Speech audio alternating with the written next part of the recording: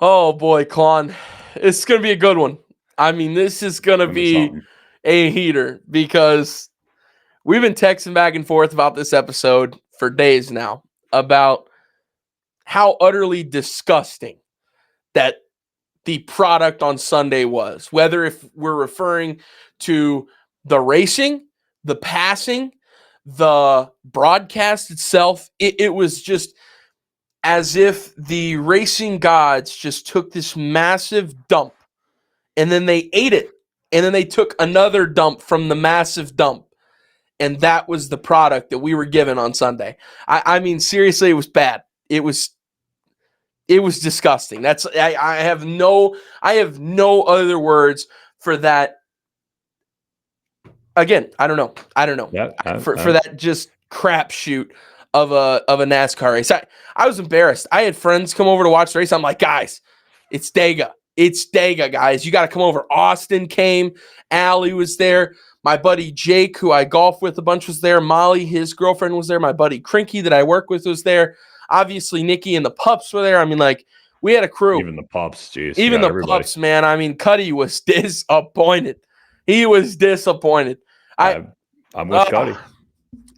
We had pizzas. We had drinks. I mean, it was supposed to be a Talladega celebration. And what was it? It was the most piss poor excuse for racing that I've ever seen from a standpoint of a broadcast and from a race. I don't know. It was disgusting. It was absolutely, utterly disgusting. Yeah. I mean, that's the word for it. The problem with it all, too, is we sat here a week ago exactly right now and talked about exactly what this was going to be. And we're just to the point where we're going to be bummed out every single time, and like you said, man, it's so much worse for those that don't know or you're new here. Talladega used to be like one of the biggest parties of every NASCAR season. The two It was times they go, fantastic. It was fantastic.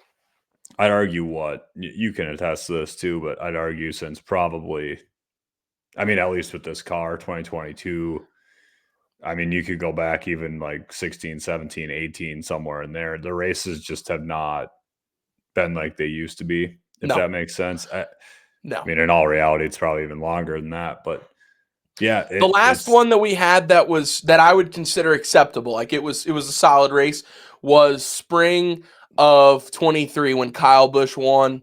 I'd say it was the last acceptable Talladega product that we had. I can't stand this car. I mean, we've made that in 2020 episodes. No, you love this NextGen car. But if I can't stand it anywhere in particular, like if there's two tracks that drive me absolutely nuts trying to watch races now, it's Daytona and Talladega, because like you and I were talking about, and I talked to a few different friends and different groups, NASCAR groups, on every Sunday watching the Cup race. Like we're just chopping it up, sending stuff back and forth. And I told everybody, like I told you, like Daytona and Talladega are the two reasons I watch this sport. It's what got me into it as a kid, 2001, 2, 3, and 4, like the battles during the Daytona 500, the summer race, Talladega, the beer cans getting thrown at Jeff Gordon, like Junior dominating, like all of those things are so burnt into my brain as just core memories and things that were awesome. And you can say what you want about being nostalgic and childhood memories and everything. It was objectively just so much better. I go back and watch those races still now. Like I watch one of those a week, almost, probably on average. And it is truly a night and day difference from what it used to be. It's so much worse. And it's all because of this car, really. I mean, there's other reasons you could nitpick, but ultimately you sit there and watch a race where the drivers can't do anything. And we did that on Sunday again. And it's just, we're to the point where it's pointless to even waste time talking about it, because the whole world knows it and nothing changes. Yeah, like I said earlier, I just don't really have words for it. I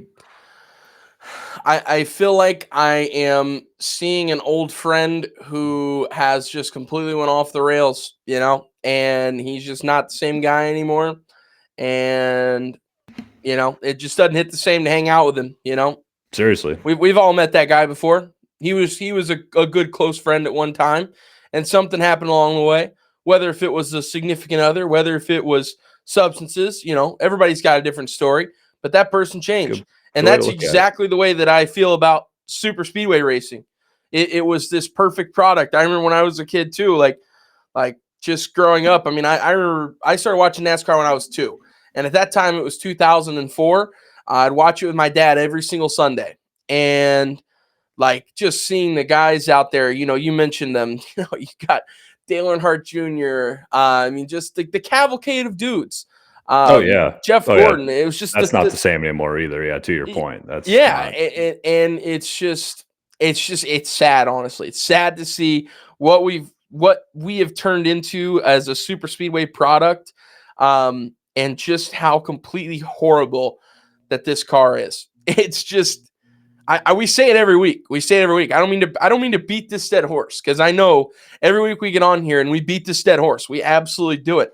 But like at some point, you just have to keep doing it until something changes, because if we just sit back and don't say anything as a NASCAR fan base and everything, then nothing will ever change, because there are legitimately NASCAR officials, people in NASCAR, especially cough, cough, Sirius XM people, that truly believe that what we've got going on right now it's okay. There's no way. I truly don't think it's got to be any way. Fake, right? And so I think that's obviously, are we having the same conversation about this car we've had probably out of the 20 episodes we've done? We've had this conversation 13 or 14 times. The unique perspective you can take away from it this time is, like you said, the leadership of the sport is still advertising it as a good race, and they go to their statistics, and we talked about their next gen stats, or whatever you want to call the analytical side of NASCAR nowadays. And Elton Sawyer's on Sirius XM NASCAR, which is basically propaganda at this point, trying to just paint a picture that the sport is heading in the right direction. And he's on there talking about that there was 67 lead changes and all this other stuff, where in reality, the 67 lead changes happened because the 2 lines or 3 lines or whatever it ended up being most of the race just can't get away from each other. And yeah, you're just, and they do this the whole time. You're talking about minuscule differences throughout a race on who's pushing who at the start finish line the hardest, and that's gets counted as a lead change. It's not really racing. It's just you're kind of coasting around the track, literally. So it's a glorified parade that's a little faster than an actual parade. That's legit. That is what we watched for 3.5 hours on Sunday. It was a parade, and that's the problem, is they fell in love. I feel like this all kind of really happened starting like 2017, 2018, 2019, where the big focus became, you got to keep the cars packed up and they can't run single file because people think that's boring, and then they have to pass each other. And honestly, all that's done is created this next gen car. That makes perfect sense now that this car races the way it does, because they get stuck in 2 lines. They could go single file, but like, what difference does it make?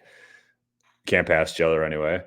And then they just sit in line, and they're passing each other technically, like the stat says, which again, most overinflated stat of all time, misinterpreted stat stupid. Ever.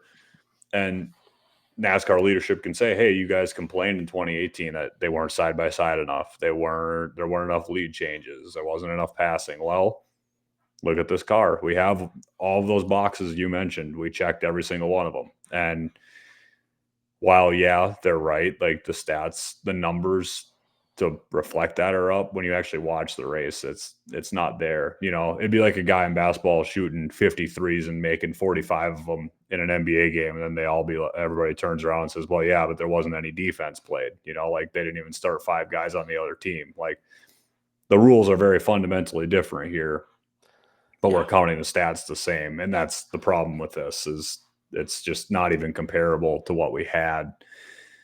And that's just not what NASCAR sees. They're just going to continue to parade around that the stats show and the numbers show, where in reality, I think NASCAR just knows they're stuck financially. There's no getting out of this. And that's just it. And we'll talk more about that later with the All-Star race and everything, but they're in a hole, and there's just no way to get out of the hole. Absolutely. I couldn't agree more. But before we dive too deep into this, I have some flowers to give out here. But later on, we're also going to talk about Chipper Jones. What will we be talking about? A baseball legend for Klon on a NASCAR show. Well, there is a pretty good tie to that, actually. Napa has a 100-year car, which we'll discuss as well. But before we get back into the next-gen crap sesh, I want to give some flowers out here I'm sorry, my lip is itching. Somebody's talking To about you. Austin, yeah, right. To Austin Centric, dude. This guy has battled tirelessly to become this savant on super speedway tracks. He runs them so well and has completely figured out how to successfully run and stay competitive and stay at the front for these races for the entirety of the race. And it's awesome from the perspective of him racing. Now, granted, I'm sure a lot of it has to do with there's not a lot of passing, but still, it's awesome to see him have some success. And this poor guy has been in every single super speedway race that we've had this year, but has been wrecked by something so far completely out of his control. And so I want to give some flowers to Austin Cindric, man. Big win for him this weekend. Locks himself into the playoffs. Finally gets it done on a super speedway. The sigh of relief from inside of that 2 car when he crossed the finish line in first had to be just like, okay, all right, we're in. Now we can start looking ahead to the playoffs. But before we get back into it, definitely wanted to talk about that. Speaking of the finish, again, this has to do with the next gen car. Awful. It was just awful because, again, we mentioned, older times at this track. When I think of Talladega finishes, I think of everybody coming off of 4 and the fan out happens. And while the entire race, there may have been some type of an allegiance for teammates, or there may have been some type of an allegiance for manufacturers, or whatever it may have been. Maybe you ran really good with this car all race, so you guys stuck together and all that. When you got to the end of it, it was every man for themselves. They just fanned out 4 or 5 wide as they could go, and it was just a drag race to the finish. Yeah. And again, this has to do with the car. How hard was Kyle Larson just ass packing the car in front of him, trying to get through? It was like boom, boom, boom. He'd like come back, get a little bit of run going, slam. Come back, get a little bit of run going, slam. Just kept going and going and going. Nothing. Yeah. And it did nothing because they can just sit next to each other. Again, another problem with this car. It's just, like I said, it's disgusting. It's absolutely disgusting to the point to where Xfinity is now in a spot where the races, not just the super speedways, I think it's all together, but especially it is heavily emphasized on super speedways when I say this. The racing in the series below is far better than the racing going on at the Cup Series. It's not even close. It's not. And that would be like me saying I would rather go watch a AAA baseball game between the Indianapolis Indians and the Louisville River Bats over going and watching the Yankees and the Red Sox play at Fenway. Absolutely love that you just had 2 AAA teams off the dome. Big sports guy here, man. Big sports guy. It's just, God, dude, it's so frustrating. It is so frustrating at the fact that, and not just the racing, the product that the CW puts out every Saturday it's is, so much better. Is 10 floors of an elevator higher than Fox. I would say 100 floors. Like the CW is at the top of the Empire State Building and Fox is in hell. Like, it's just the difference in height for how great and how terrible that these products are is night and day difference, completely night and day difference. So again, it's just, that is where the problem for me is when it's gotten so bad that I'm sitting here on a Saturday going, man, this is the best race of the weekend. Every time. What? It is. especially at super speedways. It's a problem too, like you said, that you'd rather go watch it, but in reality, the biggest problem to me is like you could if you look at it with a historical sense or whatever, you're going back in time. The Xfinity Series truly is like what stock car racing is supposed to look like, and Yeah. we've talked about that before. Like you said, everything about it. It feels like a bigger deal because of the CW does a great job broadcasting it, makes it feel like it's awesome, it's impactful, it's exciting. It is more exciting because the car is better.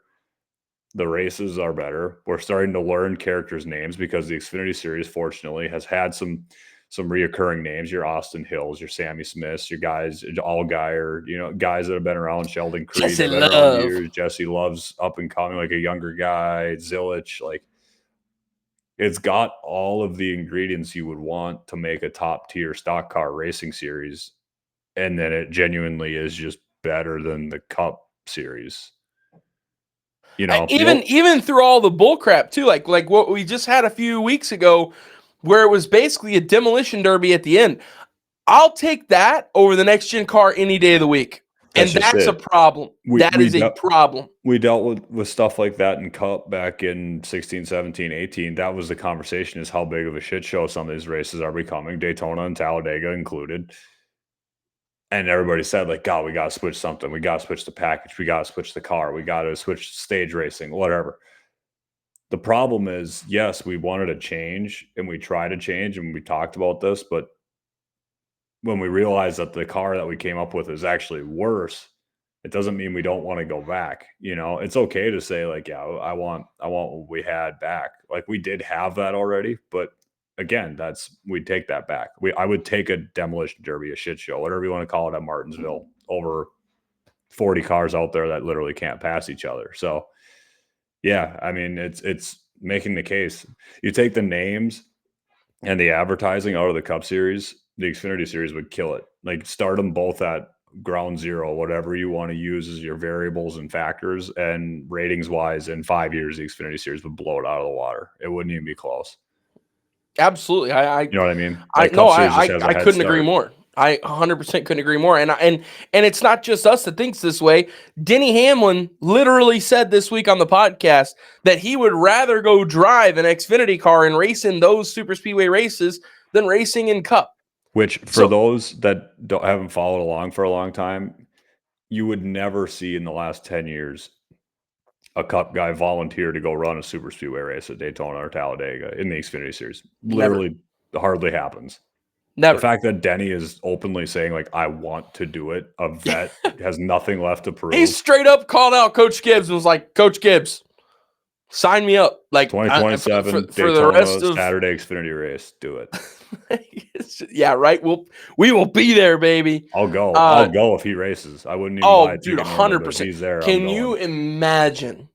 He would dominate that. Oh, that would be so much fun to watch. Oh my God. It's an art, man. It truly is. And it's and he's so good at it. But these are the things.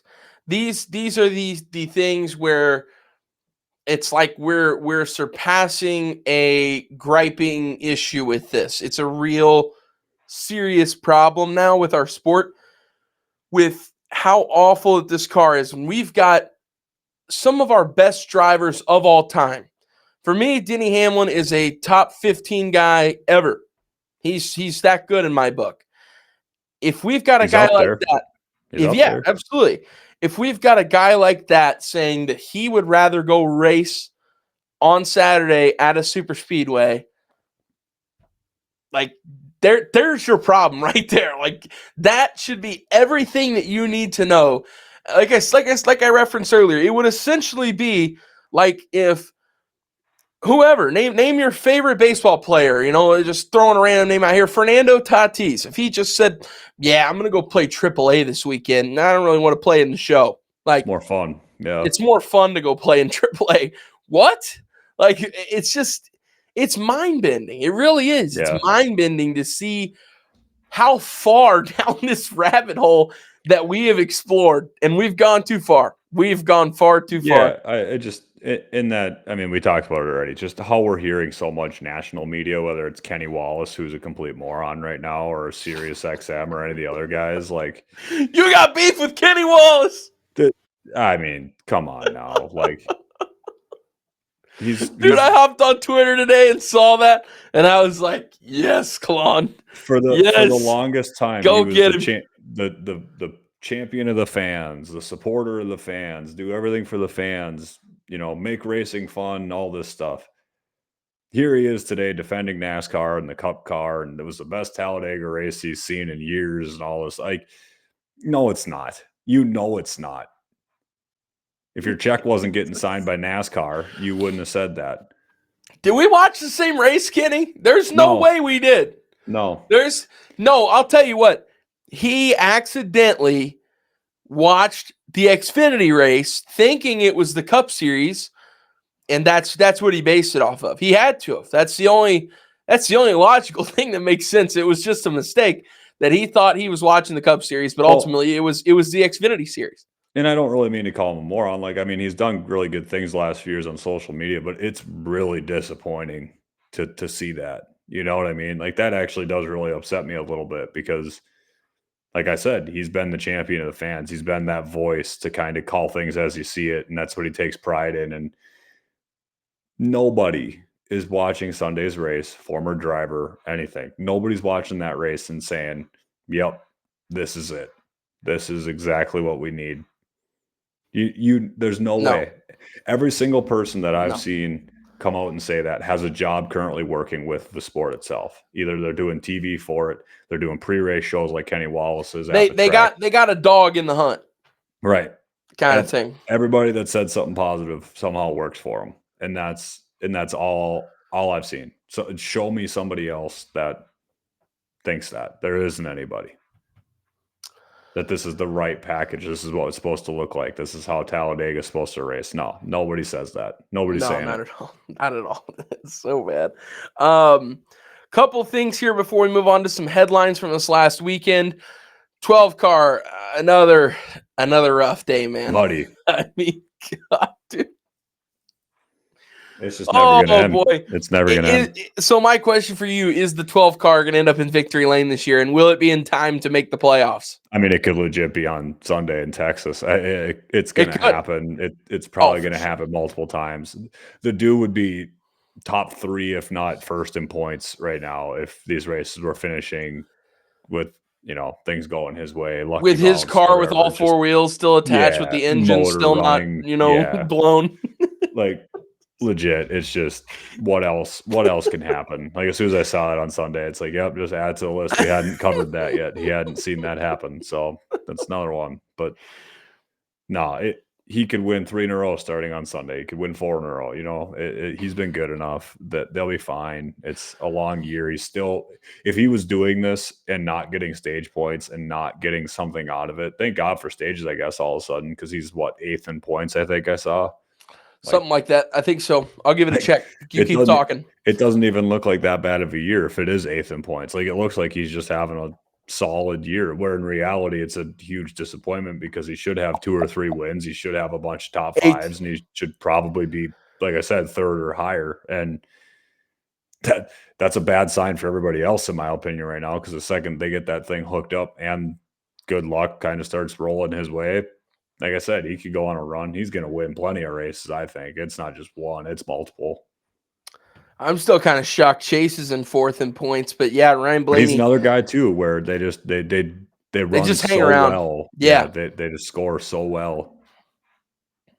And that's just like last year with Chase. He was a points leader all year. We never talked about him. He wasn't really factoring into wins very often. Like, he just won this upcoming race. Yeah.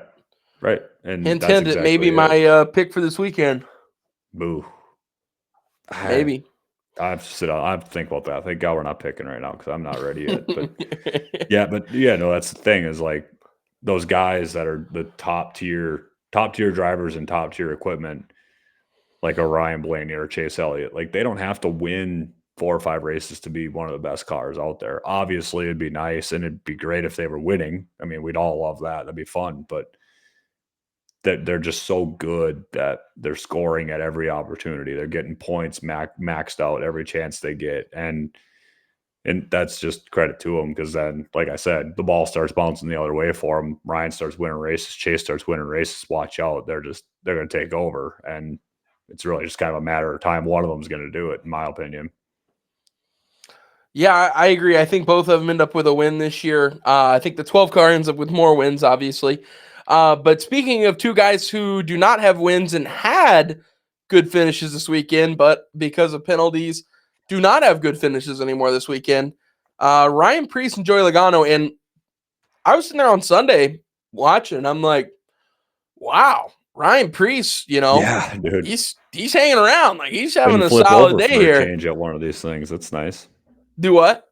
Didn't flip over for a change at one of these things. That's nice. Yeah, right. He was just happy to finish the race in one piece. He was happy that all four wheels stayed on the track for the entirety of the race. There was no airborne, there was no takeoff, no liftoff, nothing. Dude, Chris, not to interrupt, I know this is off topic a little bit. Christopher Bell, his wreck. Dude, if they were going full speed when he spun there, that guy ends up in an RV in the infield. Dude, like we were watching, and again, it's tough to watch our sport as a big avid fan who's been watching for my entire life.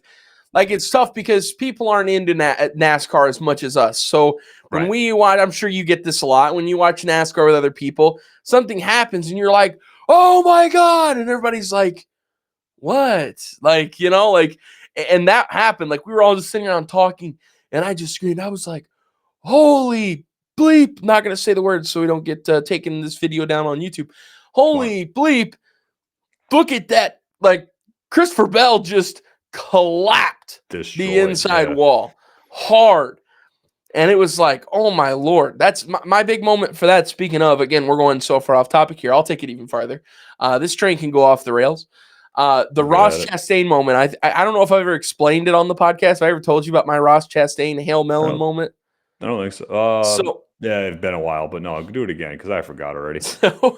So I was in college, and we were sitting in my apartment, and all my buddies had came over because we were going to do something afterwards. I don't know what it was, but I was sitting here watching all of them come over early, and there's 15, 20 left to go, and they walk in, and then I got the normal crap that your friends will give you for watching NASCAR. Dude, what are you watching this for? Yeah. All that stuff. And I'm like, guys, sit down and watch this. Like, this is to go to the championship. This is all on the line. I start breaking down the drivers. Like, hey, this is Denny.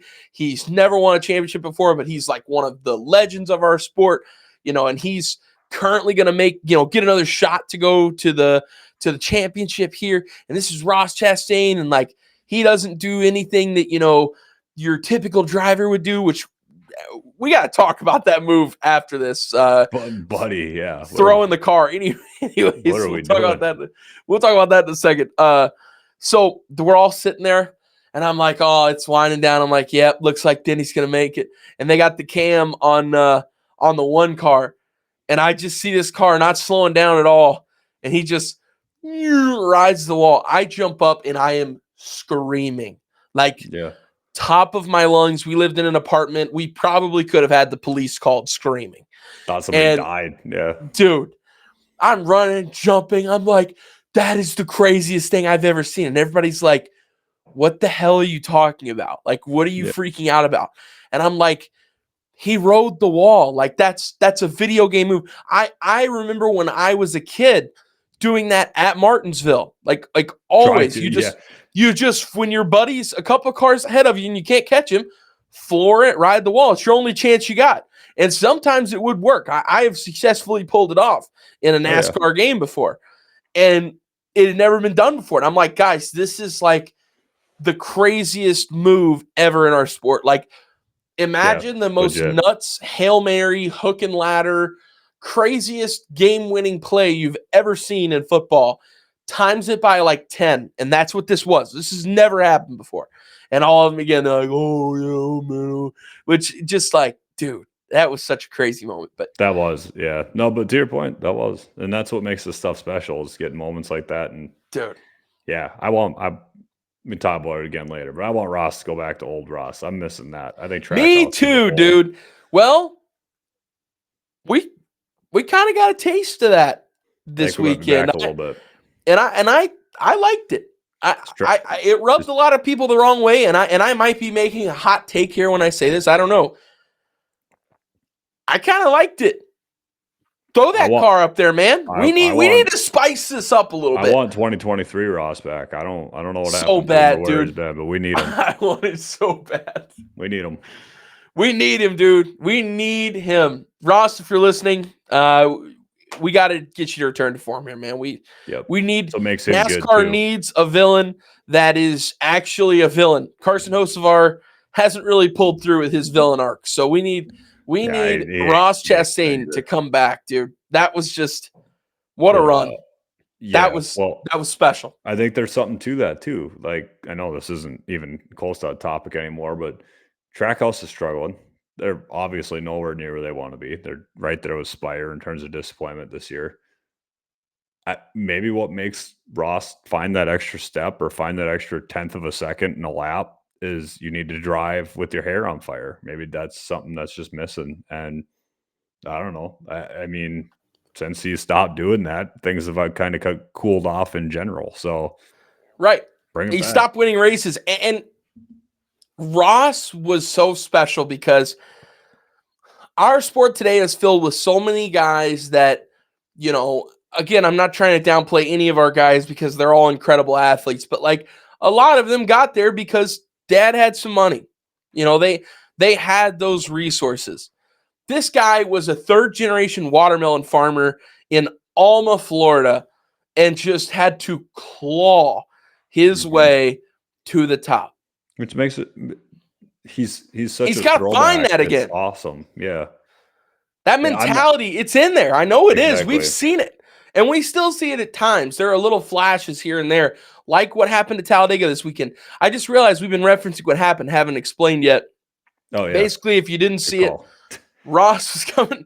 They had just finished the pit cycle, and Ross is going probably, what would you say, 20, 30 mile an hour slower than the group coming up behind him? At least 20, yeah. And they were coming to pass him, and he just threw the car right in front of him, like just roadblock.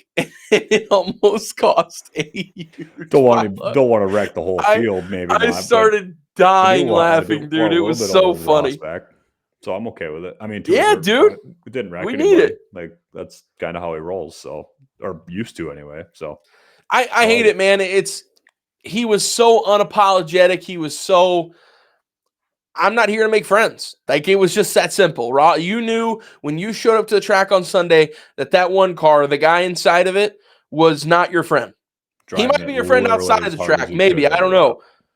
Do what? Driving his car literally as hard as he could every single lap. Like, there was no taking on anything off, giving no breaks to anybody. Like, that was awesome. And and NASCAR drivers unanimously said that the one car was the hardest car to pass. No questions asked. Whether if you're passing him for the lead for fifth place or you're lapping him, it was the hardest pass to make was when you came up on the one car. And like we need that. We need that again. We need that ferocious championship. Was awesome. Like, that was, I mean, I wanted Blaney to win the championship in 2023, but I mean, he almost ruined the whole thing because Ross was being an asshole, like, hard to pass. Like, that's awesome. You know what I mean? Like, that's part of the deal. But well, we need that, man. We need that mentality in our sport again. Exactly. But anyways, moving on, we got a huge sidebar there. Moving on to some headlines. We're still paying attention. We somewhat. So I mentioned earlier for our headlines, Chipper Jones is involved in some NASCAR conversations right now.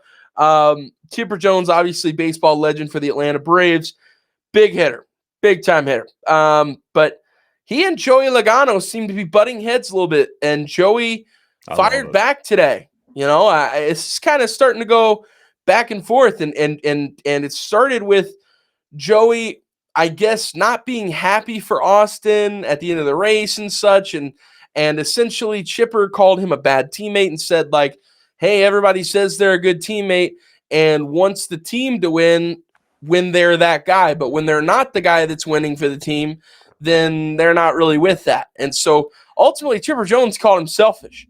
And Dale Jr. comes out and it says, like, all right, like, wow, Chipper didn't expect that from you today.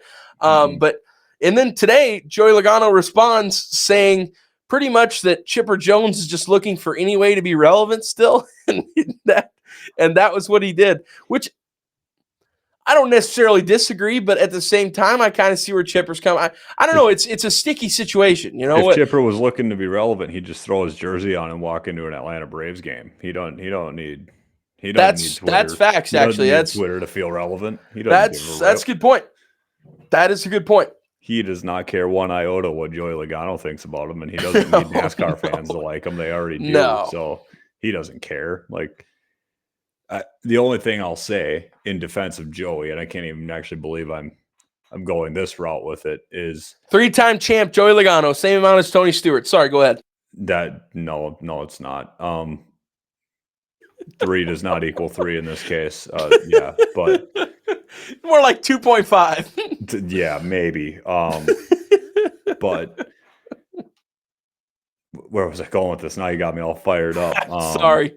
You're going to defend Joey Logano in some way. So, like, Chipper saying Joey is selfish, like, the one thing I'll say is if there's anybody that's more selfish on a super speedway race, it's probably Austin Cindric. So, and that's not a bad thing. Austin Cindric's won a Daytona 500 because he literally chose not to help his teammate, Ryan Blaney, down the stretch of the race and pulled out a line and passed him. He didn't help his teammate, Joey Logano, win a stage on Sunday because he tried to pull out a line and pass him. Didn't work because obviously this car, whatever. And then Joey, he wasn't pushing that inside line very hard, I don't think, down the stretch, hoping that outside line maybe got a run because it was Priest and a Ford. It's not that bad if a different Ford wins. I hate the manufacturer tie. It's gotten so much more serious the last 20 years. In the world. That Pisses Ford's me only off helped to no Ford, end. Chevys, Toyotas, whatever. The teammate thing's always kind of been a thing, but 20 years ago, it wasn't nearly as prevalent as it is now. Long story short, I'm okay with some of the selfishness. I'm okay if these guys are selfish a little bit. We go to Daytona, Talladega. Like, it's racing. It's racing. There's one winner. One guy finishes first. Trophy. Yeah, one guy finishes first, and then one guy finishes second, and down through the rest of the numbers. Like, teammates, manufacturers, whatever you want to say, that's all, that's good and all. I can't stand the manufacturer tie. I can't stand that garbage. But I'd say since like 2016, 2017 has taken a whole new dynamic in this racing. They're completely controlling, especially the super speedway races and the late season races. Like, they're completely controlling it. But at the end of the day, this is racing. It's not called team racing. It's racing. It's one driver wins. Yeah. And once the white flag drops, I would pretty much say once you get inside of 2 laps. To go. Really, 50 to go. That's when it starts to separate for sure. Yeah, for sure. But essentially, once that white flag drops, as if it already wasn't every man for himself, it is now every man for himself. I hate to break it to you that way, but like when the white flag falls, there's a guy that finishes first at the end of that lap, and then the rest of them finish second through 40th. And it really doesn't matter what team, manufacturer, anything. You want to be in that first spot. Correct. It's it's so dumb to me for anybody to even have a thought or a consideration into this. Oh, he's my teammate. He's got to help me out down the stretch. Respectfully, believe that. Believe that, bro. That's the thing. Like, it's ridiculous. It's become so commonplace and so expected that there's a certain element in my head that you're actually trying to beat your teammates more, which then defeats the purpose of having teammates if one wins versus the other. You know what I mean? Like, the dynamic doesn't work in racing because at a super speedway, if you want help from behind you, you obviously got to be beating them. So, like, you know what I mean? Like, you're kind of promoting two things. You're promoting individual success as well as team success. And it's just, like in the driver's heads, there's only one direction that works, and that's to help themselves. And so, to have people assuming it of each other that they're going to get help, like, I hate it. I think Joey's right. I think Austin races very similarly to Joey. I think they're both awesome for it. I think you see the results with Austin. He's one of the better super speedway racers out there right now. But I also love Chipper having an opinion. That's what makes racing Yeah, great is we have people talking smack a little bit here and there. for Like sure. that's an extra. That's the sprinkles and the frosting on the cake. Like you With the way need this that. sport is going and how terrible that our super speedway Yeah, racing, which is seriously. the all great granddaddy of our sport, Yeah, how with we the way somehow that got those are drawn onto going, this. any kind of publicity, any kind of outside celebrity, 100%. outside athlete, anything coming in and getting in the mix, guys, bring it on down. Where's Alvin Oh, Kamara at? I like he was there. He was there on Sunday, actually. I was think. he So, really? yeah, I, I I think love I saw Alvin him on Kamara camera so way much. before. I love Love that Alvin he's Kamara there. so much. So I good. actually got this was probably like 2 months ago.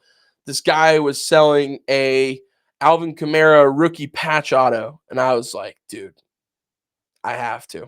I went and Gotta got have it. it. I went and got it. I'm a big That's Alvin awesome, man. Kamara guy. I loved him in college at Tennessee too. But I somehow missed him when he was in college. I don't know how that happened. Like he I got started told at about him. Bama. I know So Bama.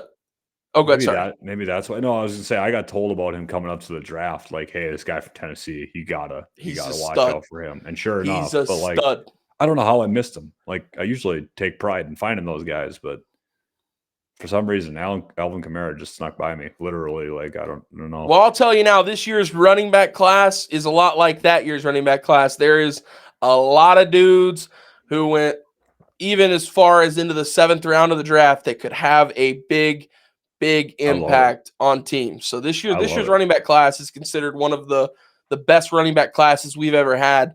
It was spectacular. It was a great running back class. But anyways, that's beside the point. Back to NASCAR now again. I'm sorry, man. I do this where I just take us so far off the rails on I stupid think it's stuff. healthy. I think it's healthy. I like it. It's good stuff. People are probably learning more from us talking about that at this point. They've learned that the next gen car is not very good, and that's probably Yeah, about it. right. Otherwise, so, gotta have something else. Moving on to our next thing here, I'll kind of let you take the reins on this one. The whole run what you brung situation. Oh You yeah, kind of we talked about it a little bit last week. You brought it up and everything, and now we've kind of got more clarity with the process and everything like that. So I'll give the floor to you to kind of explain the run what you brung and the situations that have come from it. yeah. Basically, it was to just kind of recap what it was last week. If you missed that, going over it, NASCAR gave the teams a vote to open up the All Star race here in 2 weeks. Keep in mind, in 2 weeks. So this was a couple weeks ago already, but anyway, within the last couple months, to basically eliminate the rules of the next gen car and how they're set up, and the parts and pieces would have been all fair game to edit or make alterations to the motors. They were going to give the ability to open it up and get as much horsepower out of them as possible. Basically, just NASCAR just saying like, hey, we hear all these things about trying to fix the car. Have at it. Do what you want to do to try and fix it. And it got voted down because they needed a unanimous vote, yes, and two teams voted no. And we were all kind of curious why. And I said last week that there's definitely more to it than just the teams saying no to that, because there's just no way they would. Because yes, that's the easy fix to this car is we dig a little bit deeper and try to fix something, obviously, at a glorified test session, which is the All-Star race. But yeah, Denny Hamlin came out in his podcast this week. He was one of the teams I think he alluded to. I didn't really hear for sure or not if he voted no. I think they did, but basically he said NASCAR. So each car number in the series is only allowed 7 cars in the shop. They can't have any more race cars in the shop to work on than 7, whether they're parts and pieces at that time built fully, used and getting torn apart. They can only have 7. NASCAR basically said, like, you can do this to a car, but you have to use one of your 7. So basically, Denny said, he's like, we'd have every one of our car numbers, all 3 of them would have to throw a car away. Well, they say the next gen retail somewhere between like $300,000 and $400,000 or something like that. Let's just call it 300,000, whatever. And then, so you're throwing away this car because all the parts and stuff you make changes to, you're never going to use them again.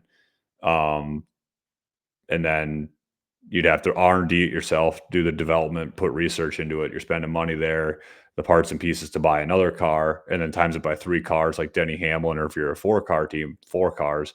Denny estimated to be about a $2 million expense for 2311 to try this.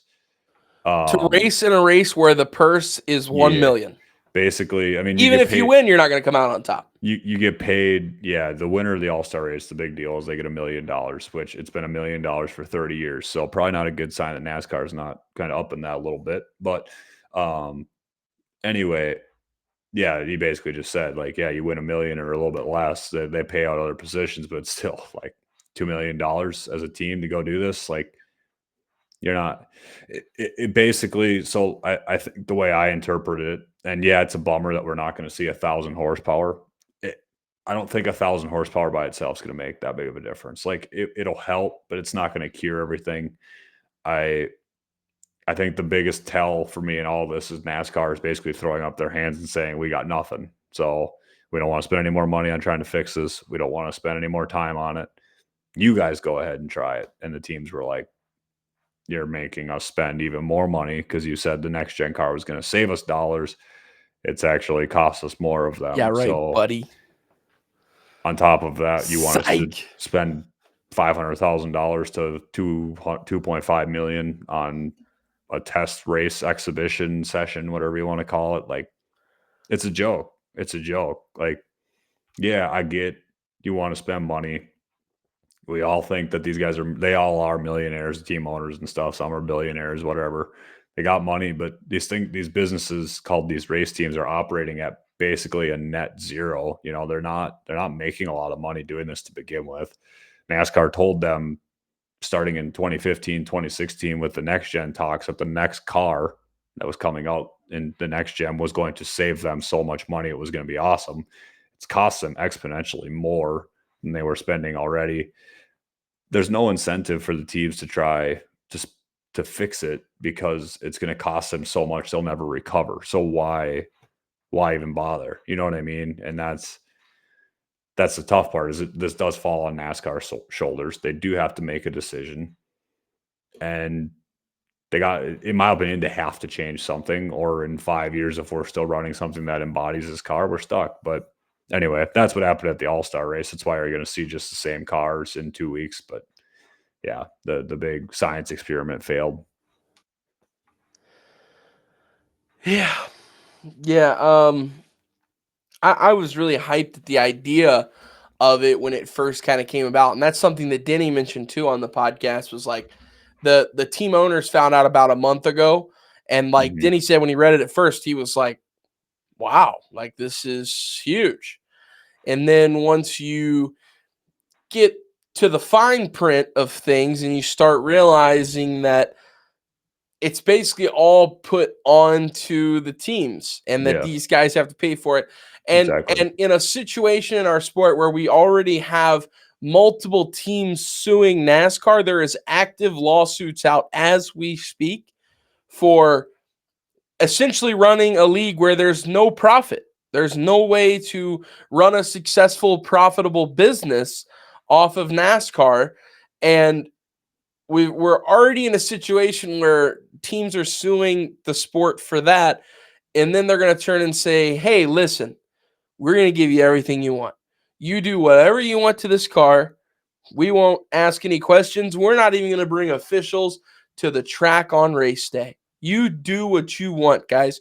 Run what you brung is back, and we're just going to turn you loose and do what you need to win. If you want the back end of the car 3 feet off the ground, go for it. If you want the nose 8 feet in the air and you can find the way to get it to stand like this as it goes down the track like a boat at high speeds, go for it, guys. But then you get into the fine print of it, and it's completely and utterly on the teams. It's just it's just a slap in the face. You got me hype about it. I'm like, okay, you got me. I'm back, and I'm gone again. See you. That's essentially what it is just a reminder of like, hey, we don't have anything to fix this car. Like, we have. Here's the carrot. Just dangle that carrot right in front of my face. We're just as far away now. Yeah, I don't know, man. It's a bummer. Like, yeah, it'd have been fun to see, but I was so pumped, dude. knowing all the numbers and stuff behind it now, like, doesn't make any sense. Doesn't make any sense. No, it absolutely doesn't. Moving on here from the run what you brung, the Napa has a 100-year car that Chase Elliott will be running this weekend. I wanted to get your thoughts on the car. I can't tell if it is really cool or I don't like it at all. I can't tell. It's one or the other. And I think I need to see it on the track to make my full judgment. But looking at the pictures, I would sit and think like, whoa, for a second. And then I'd be like, and then I'd be like, oh, no, it's nice. And then I'd be like, is it though? Got to see it in person or on live. It's got to be at the track. That will give us our answer, a definitive answer. Camera shot. My only hope with it, I like the idea of going gold, but anytime these cars get made, either gold or silver or bronze or whatever kind of metallic color you want to call it, they don't get shiny enough. It's too flat of a color, almost matte looking. Too matte, yeah. It's gotta be shiny, like shiny gold, almost like a chrome level of shininess. Obviously I know they have I think something with the inspection, the lasers they use, it can't be pure chrome, but just get close. You know what I mean? That's the only way the car looks cool. Because otherwise, then it's just almost looks like old Miller Lite. It always reminds me of like when Brad Keselowski and Rusty used to have beer on the car, like spilling on the edge. You know what I mean? That's a very minute thing I know to a lot of people, but it reminds me of that, and that color never really worked either, in my opinion. It's tough. It's a great idea. It is. It's a great idea, but it's tough to make that color work. So we'll see this weekend. I'll give you guys an update next week on my final thoughts. Because like I said, man, I looked at it and I like I said, every couple of seconds it was switching. I was like, I'm in, I'm out, I'm in, I'm out. So we'll see on Sunday. We'll have our definitive answer. But speaking of Sunday, we are headed to Texas Motor Speedway to race. Initial thoughts on Texas and who you got winning? I started with this was immediate knee-jerk reaction in my head when we started talking about Texas earlier with Ryan and Chase. It makes too much sense not to pick a Hendrick car, to pick a Hendrick car, but you got to pick William Byron. Like the guy's sitting there staring me in the face. I think the pendulum's kind of swung a little bit. I think just in how his season went, felt like Daytona 500 great, and then just kind of faded, with the exception like Atlanta a little bit, and then I feel like now it's coming back the other way again, where we're going to get a little run from the 24 car. It's just been a little too quiet, in my opinion, and in terms of wins. So I'm looking that direction. He really has waves, of just like he'll give you a 5-week stretch of some of the best racing performances that you'll see in our current field of drivers. Mm-hmm. And then he'll give you a couple weeks where you just you don't hear from him or see him at all.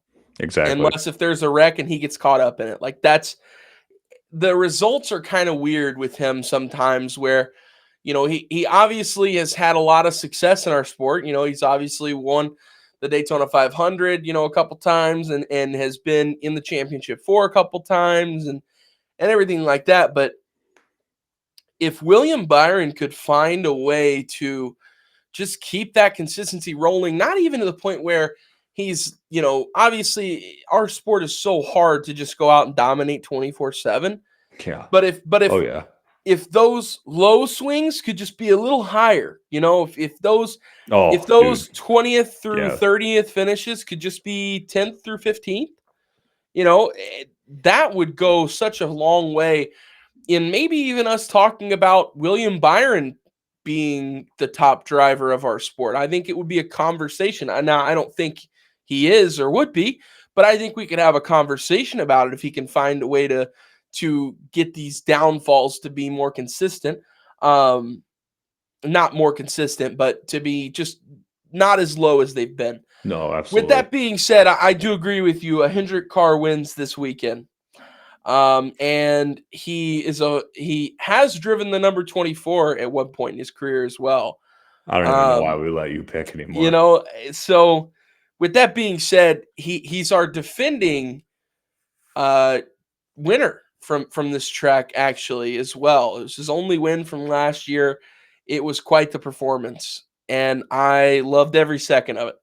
And I'm going to love every second of it on this Sunday.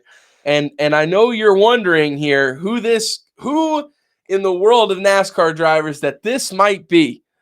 It could be anybody. But Truly. Klon, do you know who this is? Yeah. I bet you do. Let me get a where's his car at? Now I can't find his car. Gosh, dang it. Oh no. Camera's going down. Camera's down. A Mission Impossible. Dude. Chase turns it up this weekend in the Napa 100 year, and whether if you like or whether if you hate that paint scheme, it's going to be in victory lane. This week, I'm calling it right now. Sell the house, put the mortgage, put everything. Sell the house, sell the car. Whatever you need to do. All assets gone. We're going straight to your local casino, and we're placing every last penny you have on that 9 car. And I am obviously so kidding when I say this. Please, dear God, do not do that. But yeah, bet responsibly, whatever they all have to legally say. We aren't even a gambling podcast, but 1-800-GAMBLER. Please gamble responsibly. I could not be kidding more when I say that.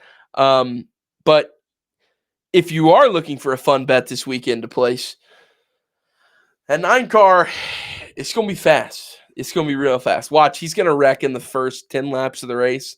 And I'm going to be sitting on my couch, red in the face, mad, and on the verge of tears. 12th to 8th, like he does a lot of times. I'm going to see if Yeah, that would suck. I'm going to find some betting odds quick just to see. He's probably got decent odds. I would imagine he's not first here. You look it up, and I'll look here on DraftKings too to see what they got going. Because I doubt he's the favorite. I would imagine probably Will Byron's the favorite, or Kyle Larson plus 550. Kyle Larson. Kyle's plus 550. Holy cow, dude. Byron plus 600. Plus 600. Tyler Reddick 750. Denny. These guys are nice. Oh my gosh. Bell 8. For your guy, you saying to go bet the house on him. Ryan Blaney plus 9. Joey 14. Briscoe. Dude. Chase Briscoe has shorter odds to win the race according to this gambling site. What? Than Chase Elliott. So does Kyle Busch. So does Bubba Wallace. Oh God. So does Joey Logano. Oh my Lord. What are his odds? Plus. You want to guess? Yeah. Let me do this. So if he's after Briscoe, it's obviously going to be low to high teens. I'll say plus 2,100. Close. 2,000 on the dot. Oh, gosh. That was so close. Which is, I actually do feel like that's kind of a fun bet. That actually... The one that's really fun, I'll tell you, just somebody that kind of pays attention to it every week, but just kind of watches from afar. A line that is fun to bet every Sunday, and I think all you'd have to do is get it to hit once or twice, depending on what your units are you're playing, is Carson Hocevar is consistently like 5,000 or higher. And I think Hocevar is going to run into one here pretty quick. So it's just a matter. He's been in the mix a bunch. Maybe he's not got Texas. A lot of raw speed. Texas is a little too cookie cutter for a team like him to be good, but you get to maybe a Kansas. Yeah. Or you go to the 600, one of those fluky or long races. Yeah, dude. That absolutely. I see what you're saying. That's actually not a bad bet. That's a good point. I'm telling you. Chad Finch. Moral of the story here, please, dear God. He's plus 7,000 this weekend. Who? Carson Hocevar. So didn't I just say that? I thought you said 5,000. I said he's consistently 5,000 or higher. If I forgot to say what he actually is, it's 7. My bad. But No, you're good. Chad Fincham's on the entry list this weekend. Plus 30,000. Plus 30,000. That's long. SVG and Chad Fincham have the exact same odds. Not fair that SVG shouldn't be that low for how decent he Dude, can run. SVG just running into the back of Chase this previous weekend and causing them both to speed on pit road. I was not a happy camper about that. Yeah, that wasn't good. That was tough. I knew it too, dude. I knew it. I was like, great. They're both too fast entering. I know we're only not even quite a third of the way into the season yet, but it's not going as well as I hoped it would for all SVG. I had a little bit higher expectations. I'm not gonna lie. Oh no, dude! I lost my dice. Oh, he threw it a mile. Got it. Oh no, it came back. Yeah, dude. I don't know. Do you think him or Riley Herbst is going to get the Rookie of the Year at this point? Oh God. I think they've both been. The problem is SVG's chances of getting it dialed up on a road course are still so high. No, I still think he wins a road course this year, even with the one. Right. I still think he wins a road course this year, even with the struggles that they've had. Like, he's still that guy when it comes to road courses. But that'll be interesting to watch as we come down the stretch. Just like you can hear it here. I dropped it earlier, so I've already teased it away. Klon, it's that time, brother. We're going to win one. It's that time. You won last week. We get one. You got one? I'll go with number one, too. Yeah, I was bragging on Ross earlier. Actually, nope. Stop. It's Dale Sr.'s birthday. I'm picking 3. It is. Hey, that's something else. 74, right? He would have been 74 today? Correct. Wow. Hey, rest in peace to the GOAT.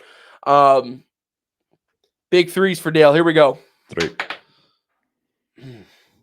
Didn't sound good. 2. That's all right. That's all right. Hey, the luck from the 2 cars still hanging around this weekend. That's good omen. 3. But who always pulls through in the end? It's the closer. Yikes. The closer always pulls through in the end. Yikes. Here we go. Third spin, just because it's the Mr. Number 3's birthday. So we'll give you a third spin. You sticking with 3? I mean, yeah, we didn't come Might all as this well. way now.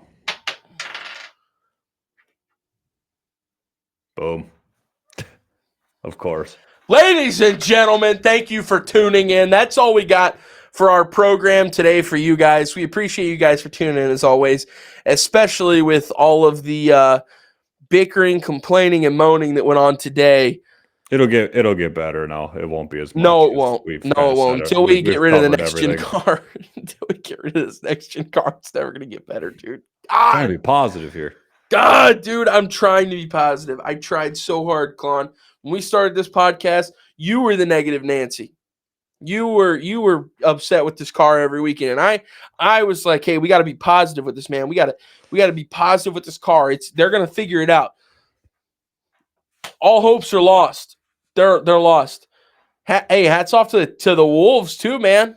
I mean, woo! Ant's that guy, dude. Ant is that guy. He's ridiculous. Yeah.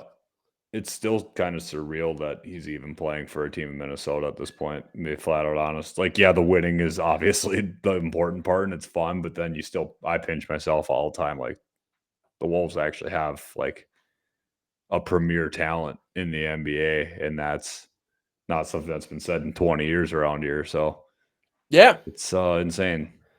He's that guy. He absolutely is. He's filthy with a basketball in his hands. I can't. We can't talk about this too much. I will fight every Laker fan on Twitter I've ever come across. It's unbelievable. I can't stand it. The whole organization should be embarrassed for how much they're talking about officiating after one game. And LeBron's complaining about something where he clearly fouled the guy, so I'm not really even sure what he's complaining about. You tell your coach to take you out of the second half. That might have helped a little bit. That they played that full half. That was crazy too. I really want Laker fans, for as serious as they're taking the officiating Game 4, they should take it as seriously games 1 through 3 as they have, and then come back to me with what they find. Those are 7-0 in challenges. It's supposed to be like a 50-50 thing. Those are 7-0. Every single call has gone against them. Think about it. I didn't even think about that, actually. That's crazy. Talk about officiating my foot.